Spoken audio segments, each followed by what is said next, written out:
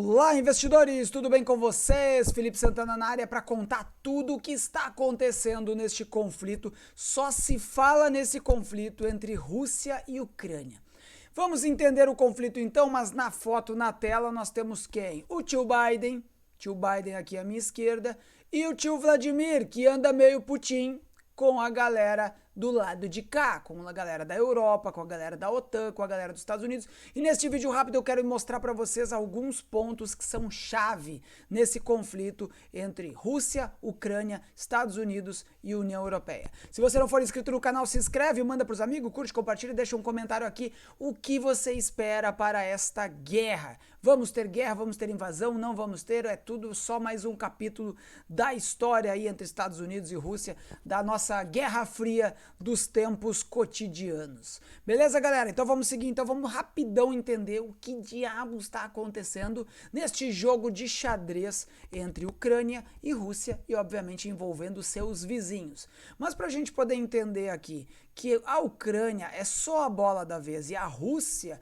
está ressuscitando os tempos da Guerra Fria, vamos voltar um pouquinho no tempo e fazer aí uma retrospectiva histórica de tudo o que aconteceu lá na Segunda Guerra Mundial e vem arrastando os problemas, as discussões, as rugas até os dias de hoje. Sem enrolação, bora pra missão. Vamos voltar um pouquinho na parte do pós-guerra. Lá em 1945, quando a guerra terminou, a gente teve aí uma situação onde as cidades, os países estavam destruídos, né? A gente teve a Europa muito devastada, várias cidades, vários países precisando de uma reconstrução total dos seus prédios, né, para sua população, a galera passando fome, muitos problemas no pós-guerra em 1945. Terminou, graças a Deus terminou, mas os problemas ainda perduravam lá na Europa, né? Então foi aí que o meu querido e amado Estados Unidos da América, em 1947, entre 47 e 91, aconteceu o que nós estudamos na escola aí chamada Guerra Fria. Lembra que a gente estudou na escola o que era a Guerra Fria? Não tivemos um conflito armado, bélico, nesse tempo aí, mas a gente teve dois lados aí do mundo, né? O lado esquerdo, o lado direito, vamos dizer assim, o leste mais socialista e o oeste mais capitalista lá se cachorreando, como diz na minha cidade, tudo latindo de um lado, brigando do outro. Durante a Guerra Fria, então, Harry Truman, que era o presidente dos Estados Unidos da América, botou em vigor lá o seu Plano Marshall. O Plano Marshall foi construído, foi delineado por um general americano lá chamado Marshall. Então esse plano consistia na reconstrução da Europa. Então com esse plano, a Europa devastada no pós-guerra, Estados Unidos aliado da Europa, lutou na guerra e tudo mais, se propôs a ajudar com grana, com comida, com ferro, com aço, com equipamento, com tudo, para reconstruir a Europa no pós-guerra. E ofereceu, segundo consta na história, também para os países do lado leste. Mas os países do lado leste estavam lá mordidos, né? O pessoal socialista contra os capitalistas, mordidão, falaram, não, aqui não, daí a gente vai fazer o nosso próprio plano de reconstrução, não quero nenhum tipo de amizade aí com os Estados Unidos, não quero porcaria nenhuma, então vamos que vamos. O Plano Marshall então foi colocado em vigor, bilhões e bilhões e bilhões de dólares foram injetados nas economias europeias, muito trabalho para fazer essa reconstrução. Vamos entender o conflito e a parte de geografia. A parte amarela aqui nós temos a Rússia, olha o tamanho da Rússia. Em território aqui não precisa de mais nenhum pedacinho de terra, deve ter terra lá para dar e vender. Então aqui embaixo a gente tem os países que fizeram parte da União Soviética, né, e depois tornaram-se independentes aí. Cazaquistão, Uzbequistão, Turcomenistão, né, um monte aqui, Tajiquistão, Ucrânia agora é o pivô desse grande conflito mundial, Bielorrússia, Estônia, toda essa parte em vermelho fazia parte então da antiga União Soviética, amarelo território da Rússia, e depois esses países aqui acabaram tornando-se independentes, tá? Do lado aqui para a esquerda, bem na extrema esquerda, nós temos a Europa mais desenvolvida, mais rica e mais industrializada. A gente vai ter lá Alemanha, Itália, França, Espanha, Portugal, o Reino Unido e tudo mais. Beleza? Mas notem que esses países colados à Rússia sofreram durante muito tempo e ainda sofrem uma grande influência do regime russo. Então esses países formavam um grande cinturão, uma grande fronteira também de proteção a Moscou. 4 de abril de 1949, obviamente no pós-guerra, plano Marshall lá funcionando, a Europa sendo reconstruída. Então, em 4 de abril de 49, nasce a OTAN.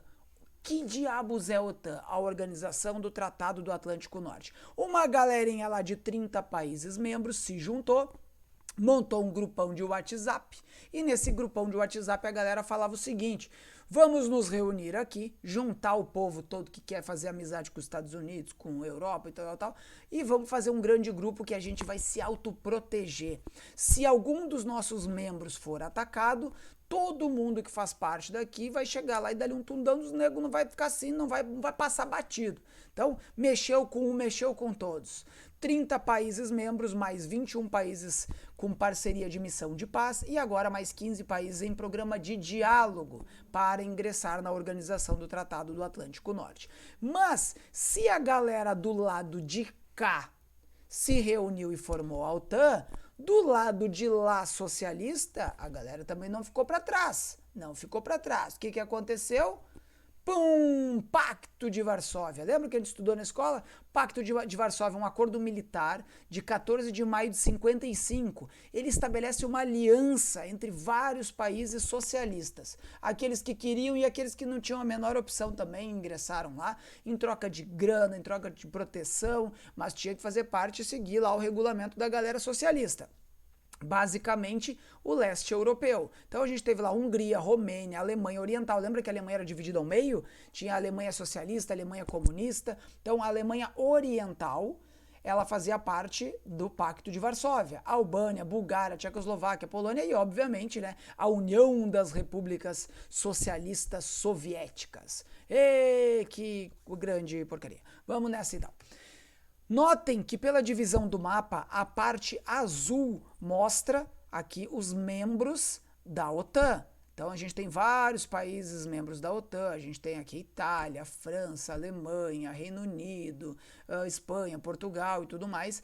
E na parte vermelha nós temos os países que faziam parte do Pacto de Varsóvia, tá? Também temos aqui um listradinho, né, que é um ex-membro lá, um ex-signatário do Pacto de Varsóvia e que se bandiou para a galera da OTAN, a Albânia, em 2009. Porque o grupo do WhatsApp lá da galera do socialista estava muito devagar, a galera estava só meio que foice e martelo, não acontecendo. Do lado de cá tinha Disney, do lado de cá tinha Nike, tinha Smart Fit, tinha um monte de coisa que o cara falou assim, não, cara, eu não vou ficar com esse negócio de foice e martelo, não. Do lado de lá tem John Deere, tem retroescavadeira, tem televisão de plasma, tem todas essas coisas aí. Então, a galera tá migrando para o lado capitalista. E isso tá deixando o Vladimir Putin. O Vladimir não tá gostando, tá perdendo aqui na região. Aqui é a Rússia, ó. Tudo isso aqui é a Rússia. Esses países aqui estão sendo aí, vamos dizer assim, conversadinho, chavecado pela galera da OTAN e muitos já migraram para a Organização do Tratado do Atlântico Norte. Então essa galera que está migrando aqui, ganhando proteção, em troca, obviamente, de seguir as regras dos países aliados da OTAN, tá deixando o Vladimir Putin, né? Não tá curtindo essa parada, não. O que está em jogo, afinal? O que está em jogo neste conflito entre Rússia e Ucrânia? Várias coisas. E eu vim aqui para dar uma pincelada para vocês em alguns elementos que são chave nesse conflito. E esse conflito, como eu falei, vem desde o pós-guerra lá. Então, são muitas coisas, sempre uma disputa de poder. Na geopolítica, né, ter influência, ter poder, ter controle em cima de outras nações é fundamental neste jogo. Vamos dar uma olhada aqui. Na parte cor de areia, que essa é a cor mais clarinha, nós temos os países membros da União Europeia. Olha como essa União Europeia, até o Reino Unido já não faz mais parte, né? Já fez o Brexit lá, já saiu e tudo mais. Mas continua, obviamente, eles são todos aliados, todos amigos. Ali é uma questão comercial, uma questão de imposto, uma questão que é diferente do que está acontecendo agora. A Ucrânia está aqui como um caminho entre a Europa industrializada e a Rússia de Vladimir Putin. Aqui está Moscou, Belarus, que é ainda um país aliado, né? Um país que tem muita conversa, muita diplomacia com Moscou. Aqui nós já temos Lituânia, Polônia, Romênia, Moldávia. Esses países já estão migrando de intenção para os europeus da parte mais industrializada e, obviamente, mais rica. Então nós temos aqui a Ucrânia como pivô deste ela é o ex. Entendeu? Moscou não quer abrir mão da Ucrânia, de estar ali com a sua influência, assim como tem em Belarus e tudo mais. Então, Kiev, a capital da Ucrânia, está no caminho entre essa galera da esquerda e a Rússia. E por isso os russos não querem perder o seu cinturão. Mas temos um ponto-chave também. 2014. Vocês lembram de 2014? O que aconteceu, Felipe? A Rússia do Vladimir Putin foi lá na região da Crimeia, que pertencia à Ucrânia, e tomou de assalto. Falou, não, esse pedacinho aqui da Crimeia, vem pra cá, é nosso. Ela anexou ao território russo a região da Crimeia, e isso causou um problema diplomático internacional gigantesco, porque vários países aqui da Europa e dos Estados Unidos, obviamente, se manifestaram em desacordo com esse aumento de território dos russos, que já tem um território gigantesco, e tomando de assalto a Crimeia da Ucrânia. A Ucrânia, obviamente, não tem poderio militar, não tem força para combater a segunda maior potência militar do planeta, que é a Rússia. Então foi mais ou menos deixando ali, vão-se os anéis, ficam os dedos. Mas isso já causou, obviamente, um grande desgosto, um grande problema diplomático no mundo inteiro, tá bom?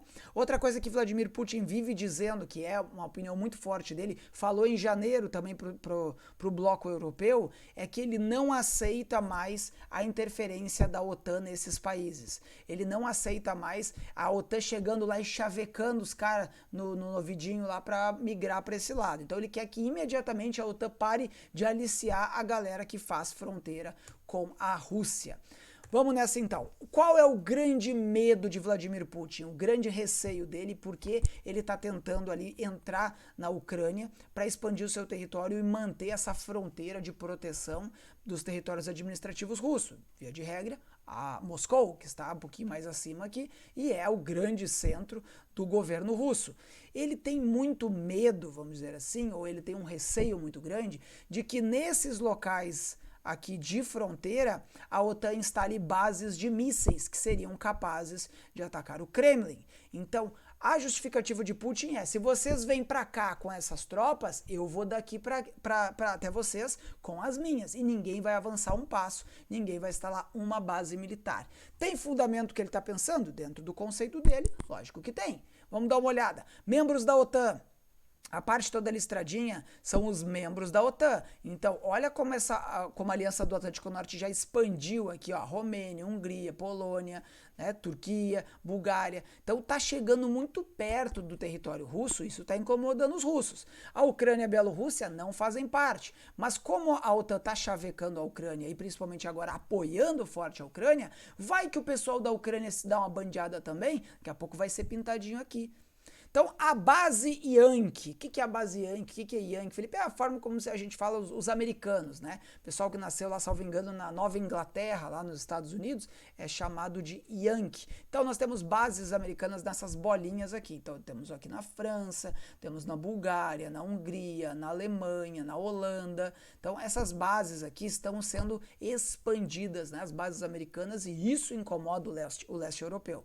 Na parte da estrelinha, nós temos os pontos onde temos armas nucleares em controle da Organização do Tratado do Atlântico Norte. Então nós temos aqui 3 pontos na França, 2 no Reino Unido e 1 ponto aqui na Alemanha. O processo de parceria com a Alemanha no pós-guerra tinha como intuito, além da proteção, apaziguar o cenário e o caos social que tinha a Alemanha no pós-guerra. Né? Lembra que nós tínhamos lá o regime nazista, nós tínhamos as forças aliadas que foram combater, então vamos acalmar, a Alemanha se entregou, acabou, beleza, então vamos deixar tudo mais tranquilo. Então hoje a Alemanha é uma grande aliada dos Estados Unidos e uma potência muito forte dentro da OTAN. Então armas nucleares nós temos identificado pelas estrelinhas, e armas nucleares em controle dos Estados Unidos, nós temos aqui na Itália e nós temos aqui na Turquia, bem como na Bélgica e Holanda. Tá? Aqui eu tinha falado Holanda antes, tá aqui o risquinho, tá, galera? Eu que errei aqui. Beleza? Então, a força dos Estados Unidos, ela vem se criando muito rapidamente, porque a história parece que passa devagar, mas para fins históricos, Estados Unidos avançou muito na sua potência aqui. Então, se eles tomam a Ucrânia ou a Bielorrússia, esses terrenos coladinhos na Rússia aqui, o Vladimir fica putinho e não vai gostar do que está acontecendo. Vamos dar uma olhada no que está acontecendo em tempo real aqui na fronteira da Rússia com a Ucrânia, que é o grande conflito mesmo. Nos quadradinhos pretos, nós temos as tropas russas participando de exercícios militares. O que são exercícios? Galera manda tropa pra lá, os polichinelo, pra fazer umas corridas de esteira e tal. Então, quando a galera fala assim, mas vocês estão fazendo um planinho pra invadir, não. Fazendo exercícios militares, cooperados aqui com a Bielorrússia, grande aliado da nosso querido Vladimir Putin, do Kremlin e tal. Então a galera vai se ocupando desses territórios que, na prática, são fronteiras com a Ucrânia, e a parte da Bielorrússia aqui em cima está bem mais perto da capital da Ucrânia do que a região da Crimeia, que foi anexada pela Rússia. Então, vamos lá. Nos quadradinhos pretos nós temos territórios ocupados em exercícios militares, e nos quadradinhos pretinhos aqui, mas com preenchimento vermelho, nós temos tropas russas que acabaram de chegar. Olha que interessante como as tropas russas que chegaram estão ocupando pontos estratégicos em todos os lados da fronteira. Quanto maior for a bolinha, maior é a quantidade de tropas russas em determinado ponto da fronteira. Aí temos também Donbass, que é uma área controlada pelos separatistas, mas que são pró-Rússia, né? Então essa galera aí tá se armando, tá treinando, tá voando lá para poder mostrar poder na fronteira da Rússia, tá? Também tem uma questão ali que o governo americano fala que a Rússia quer invadir para tomar essa saída para o mar aqui, né? Um porto que tem aqui embaixo, quer pegar esse controle e tudo mais. Mas de modo geral, a Rússia dominou todos os pontos possíveis da Ucrânia. E a Ucrânia, como eu já falei, não tem poder, não tem militar, não tem força, não tem corpo para atacar ou se defender contra a segunda maior potência militar do planeta.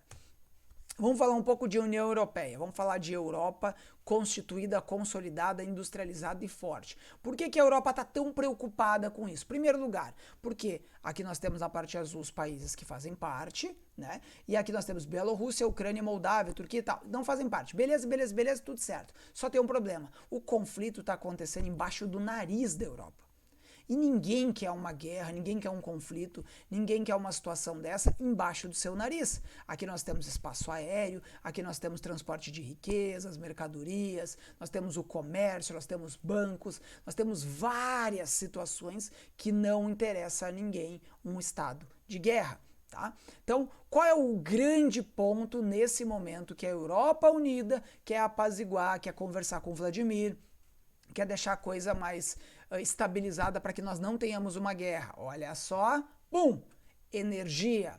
Olha a Rússia é uma das maiores produtoras de petróleo do planeta, petróleo e gás. O gás natural que abastece a Europa, basicamente quase metade, vem da Rússia. O gás natural corresponde a 25% da matriz energética que é utilizada na União Europeia. Nós temos lá o hemisfério norte e o hemisfério sul. No hemisfério norte é muito frio lá para essa galera. Então a gente está no inverno agora, o pessoal usa o gás, usa aquecimento nas casas, calefação, blá blá blá blá. Tudo isso, grande parte, quase metade dessa energia, vem do gasoduto produzido na China. Na Rússia. China. China tá pra cá.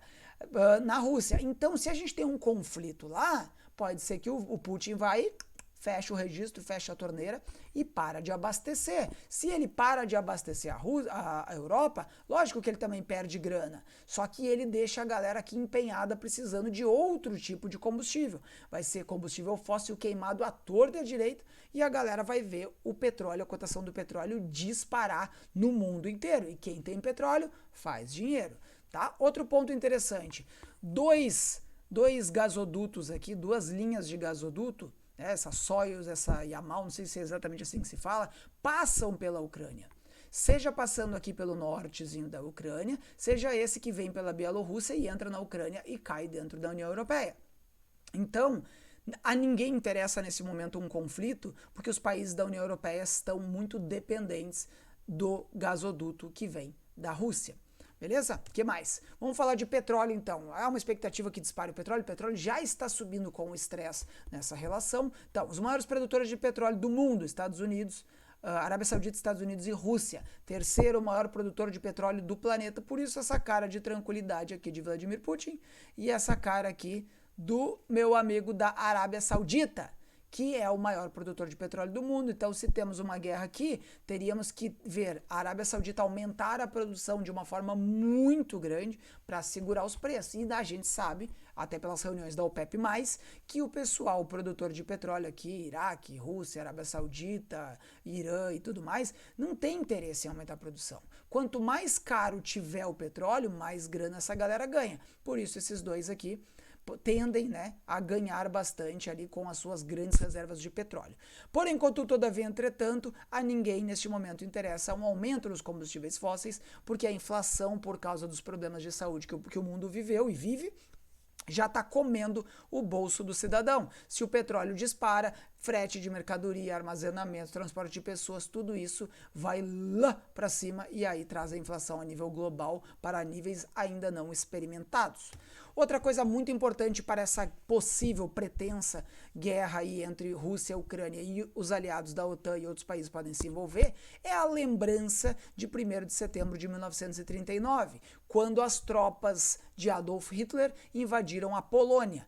Como a Polônia tinha acordos, né, de proteção com os países do oeste europeu, a Inglaterra e a França declararam guerra à Alemanha 2 dias depois, o que me leva a crer que, em caso de invasão à Ucrânia, os países da União Europeia ou os países signatários da OTAN podem sim intervir no conflito, entrar e começar uma guerra contra a Rússia. Seria a Rússia a nova Alemanha? Seriam agora o bloco europeu, a OTAN, a nova tropa dos aliados que vai tentar combater isso? A ninguém interessa um conflito dessa magnitude em pleno 2022. Sigo acompanhando tudo o que está acontecendo, tá? Não estou feliz com o que está acontecendo, não estou tranquilo, acho que Vladimir Putin tem totais condições e coragem para uma grande invasão potencial para tomar Kiev e vejo que o lado dos Estados Unidos e da Europa não vão aceitar um conflito deste tamanho. Se você gostou desse vídeo, curte, compartilha, manda para os amigos. Amanhã às 7h30 da manhã eu tô de volta no Call Matinal. Beijo para todos vocês, fiquem com Deus e tchau, tchau!